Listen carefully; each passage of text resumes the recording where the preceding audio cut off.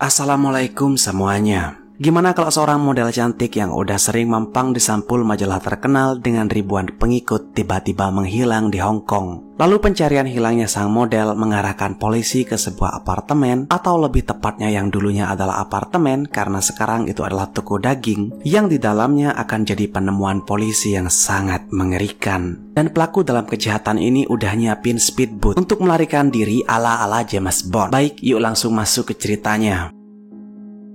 Abby Choi lahir tahun 1994 dalam keluarga yang sangat kaya. Bisnisnya ada di seluruh Cina. Di Cina lagi, negara yang maju banget sekarang. Intinya, Abby berasal dari latar belakang yang istimewa. Abby juga cantik banget. Jadi nggak heran kalau dia jadi model terkenal. Pada awal tahun 2023, karir Abby berada di puncaknya. Usia Abby saat itu 28 tahun. Nah, biar kalian bisa paham nih sama kasusnya, yuk mundur dulu 10 tahun ketika Abby ini berusia 18 tahun. Di usia itu, Abby ini menikah dengan seorang pria yang seusia dengannya. Namanya Alex Kwong, putra seorang mantan sersan polisi bernama Kwong Kau. Tapi karir ayah Alex dalam kepolisian buruk. Pada tahun 2005, ayah Alex dipecat dari kepolisian Hong Kong karena terlibat dalam tindakan kekerasan seksual. Oke, setelah nikah, Abby dan Alex punya 2 anak. Abby dekat sama keluarga Alex, bahkan terlalu dekat. Tapi emang udah jadi keluarga ya, gimana lagi? Pasti dekat. Abby memperlakukan keluarga Alex seolah-olah mereka adalah keluarganya sendiri. Kayak Abby akan bareng mereka sepanjang waktu. Salah satu contohnya, Anthony Kwong yang adalah saudara laki-laki Alex. Abby berbisnis bareng sama Anthony. Anthony bahkan jadi sopir pribadi Abby. Tapi pernikahan Abby dan Alex hanya berusia 4 tahun. Mereka bercerai pada tahun 2016. Meskipun gitu, Abby tetap masih berhubungan baik dengan keluarga Alex. Abby masih memperlakukan mereka seolah-olah mereka ini memang keluarganya sendiri. Dianggap keluarga sendiri itu gimana sih maksudnya? Jadi si Abby ini tetap ngasih kehidupan mewah ke keluarga Alex. Saat itu kekayaan Abby ini lebih dari 10 juta dolar Hong Kong atau 20 eman. Perceraian Abby dan Alex ini diakibatkan oleh kasus penipuan. Alex bikin usaha investasi emas tapi investasi bodong yang bikin Alex harus berhutang jutaan dolar. Ketika Alex punya banyak hutang, Abby gak mau bayar hutang Alex. Gak mau bantulah. Soalnya Abby takut nama baiknya akan tercoreng kalau terlibat masalahnya si Alex. Sehingga itulah yang bikin mereka ini cerai. Abby lalu menikah dengan seorang pria bernama Chris Tam. Saat itu karir Abby di dunia model semakin baik. Abby selalu diundang di Paris Fashion Week. Jadi sampul majalah Elle, Harper's Bazaar, dan Vogue. Jadi di satu sisi, Abby ini adalah wanita yang cantik, baik, dan kaya yang selalu ingin ngebantu siapapun. Lalu di sisi lain ada keluarga mantan suaminya yang bisa saya bilang mereka ini numpang lah. Persis kayak film Parasite. Oh iya, si Anthony ini tetap jadi sopir pribadi Abby ya.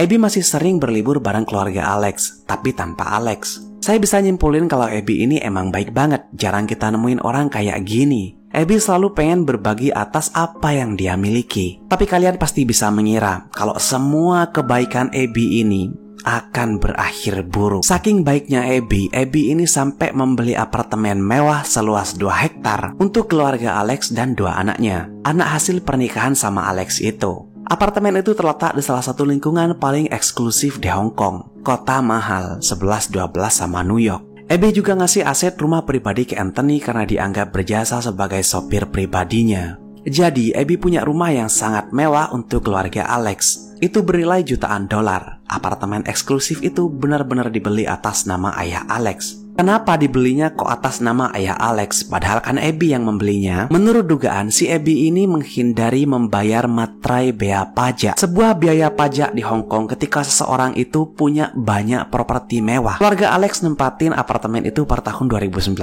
Udah seneng nih keluarga Alex berasa jadi orang kaya. Kayak surga dunia kata mereka. Tapi pada tahun 2023, Abby mutusin untuk menjual apartemen itu. Iya, setelah keluarga Alex hidup dalam kemewahan lebih dari 4 tahun. Saat itu Abby bilang ke keluarga Alex, "Maafin aku, tapi aku ingin menjual tempat ini. Tapi aku janji aku akan tetap menjaga kalian. Aku akan mencarikan kalian tempat tinggal baru." Gitu kata Abby. Yang pasti tempat tinggal baru itu nggak lebih bagus dari yang sekarang. Karena udah hidup dalam mimpi indah selama 4 tahun, keluarga Alex ini keberatan dengan keinginan Abby. Disitulah terjadi perselisihan. Ingat kan kalau apartemen itu dibeli atas nama ayah Alex? Tapi di Hong Kong selama Abby ini bisa membuktikan bahwa Abby lah yang membeli apartemen itu dengan uangnya sendiri. Meskipun dibeli atas nama orang lain, di mata hukum Abby lah pemiliknya. Sebagai respon terhadap itu, keluarga Alex ini merencanakan sesuatu yang sangat mengerikan. Pada awal Februari 2023, Abby menyewa sebuah apartemen untuk keluarga Alex di pemukiman desa Taipo. 180 derajat berbeda dengan kehidupan keluarga Alex sebelumnya. Taipo itu dekat laut, suasana lebih tenang, dan yang pasti jauh lebih kecil dan murah. Abby menyewa apartemen itu ke seorang perempuan bernama Chiwing.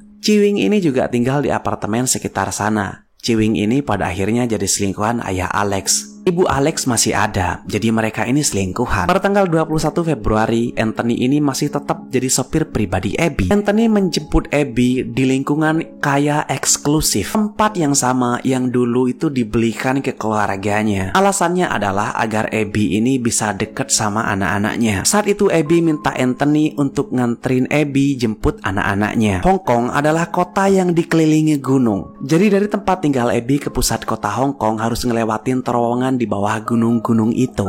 Nah, ketika mereka berkendara melalui terowongan itu, mereka berhenti di pinggir jalan dan di sana mantan suami Abby, Alex Kwong, sedang menunggu. Alex masuk ke mobil itu. Apa yang terjadi selanjutnya nggak diketahuin. Tapi yang pasti itu bukan hal baik. Yang jelas Abby nggak pernah datang untuk menjemput anaknya. Pada malam harinya, Abby dilaporin hilang oleh suaminya. Abby nggak bisa dihubungin. Ketika polisi mulai mencari Abby, polisi ini datang ke Anthony dan Alex. Bener, karena Anthony lah yang terakhir kali menjemput Abby. Polisi nanya, apakah mereka tahu sesuatu? Tentu aja mereka bilang nggak tahu. Tapi penjelasan Anthony ini nggak konsisten. Kayak mungkin Abby ini pergi ke sana, pergi ke situ, mungkin ke sini, mungkin ke situ. Pokoknya macam-macam. Tapi polisi terus melakukan pencarian. Kayak rekaman setiap CCTV di jalanan yang dilewatin Abby, saksi-saksi, dan penggeledahan ke seluruh pemukiman yang pada akhirnya membawa polisi ke apartemen kecil di Taipo. Polisi mengira mungkin Abby telah diculik, lagi ditahan di dalam apartemen kecil itu, di mana mereka pikir nggak ada orang lain yang akan menemukannya. Maka polisi menendang pintu apartemen, berharap kalau Abby ini masih baik-baik aja. Tapi apa yang mereka temukan hanya bisa digambarkan sebagai pengalaman horor. Di dalam apartemen itu benar-benar kosong dari perabotan. Tampaknya dalam beberapa minggu sejak keluarga Alex tinggal di apartemen itu, mereka telah mengubahnya dari sebuah apartemen menjadi rumah jagal. Di lantai, tembok, dan jendela ditutupin pakai lembaran plastik. Polisi juga menemukan gergaji listrik, palu, penggiling daging, masker, dan jas hujan. Polisi juga menemukan tas tangan Abby di sana. Polisi lalu pergi ke area dapur. Di dapur itu ada kulkas yang pintunya kebuka, dan di dalam kulkas itu ada beberapa potongan kaki manusia dan juga beberapa panci. Ketika dilihat, panci itu ya kayak panci biasa. Ada sayurannya, sayuran wortel, ada kuah kaldunya. Polisi juga ngelihat apa yang tampak kayak daging cincang di atas meja. Tepat di sana, di atas meja juga ada penggiling daging. Di bawah bagian panci itu ada tulang rusuk dan tengkorak manusia. Di belakang tengkorak itu ada lubang yang menurut teori polisi itu diakibatkan oleh pukulan palu yang sangat keras. Tapi apa kira-kira yang terjadi? Apa benar itu Abby? Jadi, pas hari kejadian ketika mobil menepi yang di terowongan itu, pas Abby, Anthony, dan Alex di dalam mobil, Alex memukulkan palu ke kepala Abby. Yang ditemukan polisi itu tengkorak aja, nggak ada kulit, hanya sedikit rambut yang masih melekat ke sedikit kulit kepala. Tes DNA menunjukkan bahwa korban di apartemen itu emang Abby. Polisi dengan cepat menangkap Anthony, ibu Alex, ayah Alex, dan Chiwing yang adalah selingkuhan ayah Alex karena ikut ngebantu penghabisan Abby. Tapi polisi belum menangkap Alex karena polisi nggak tahu di mana Alex berada. Jadi pas penangkapan keluarganya, si Alex ini sembunyi dan ngerencanain untuk kabur dari Hong Kong. Tapi akhirnya Alex ini juga ditangkap di barat daya Hong Kong, tepat ketika speedboat kayak James Bond sedang menunggunya. Saat itu Alex pegang uang cash $60.000 Hong Kong dan beberapa jam tangan mewah yang salah satunya milik Abby. Alex udah yakin mau kabur dan dia punya cukup uang untuk bertahan dalam waktu yang cukup lama. Jadi total ada 5 orang ditangkap atas kejahatan yang menimpa Abby. Mereka punya peran masing-masing dalam penghabisan Abby yang diotaki oleh ayah Alex. Semua pelaku divonis penjara seumur hidup. Suami Abby, Chris Tam, bilang kalau Abby ini adalah ibu dan istri yang perhatian banget sama keluarganya. Chris juga menyatakan kalau dia akan merawat anak-anak Abby dengan baik. Sementara ribuan penggemar dan netizen di seluruh dunia menyampaikan belasungkawa kepada korban dan menyatakan bahwa pelaku pantas mendapatkan hukuman mati karena telah melakukan hal mengerikan pada Abby. Tapi mereka juga kecewa karena hukuman mati udah nggak berlaku lagi di Hong Kong. Sekolah juga menyatakan kalau mereka akan ngasih sesi konseling ke anak-anak Abby. Oh iya, tujuan keluarga Alex ini melakukan pemotongan dan perebusan pada tubuh Abby itu adalah untuk menghilangkan jejak, bukan untuk dimakan ya. Terlepas dari semua itu, ini adalah kisah dari seorang wanita luar biasa yang baik banget. Semoga kita bisa mengambil hikmah dari pembahasan kali ini. Baik, saya rasa cukup. Kalau kalian pengen saya ngebahas kasus lainnya, komen di bawah. Tetaplah aman dan makasih udah nonton sampai akhir.